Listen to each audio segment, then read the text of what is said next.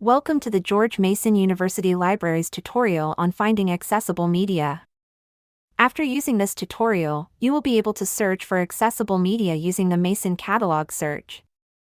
To begin, go to the library's homepage at library.gmu.edu and enter your search into the Mason Catalog search box at the top of the page.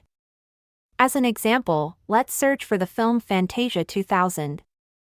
On the results page, we'll use the Refine Your Results column on the left-hand side of the screen to filter the results to display only media.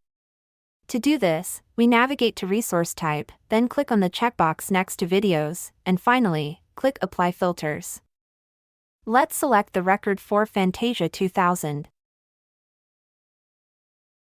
We scroll down to the Details section and the Subject subsection. This is where we will find information about language, closed captions, and audio description. Under Subject, we can select the link Video Recordings for hard of hearing people to view other films with the same tag.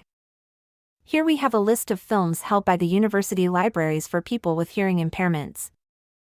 In this tutorial, you learned how to do a Mason catalog search to find accessible media. Thank you for using this tutorial.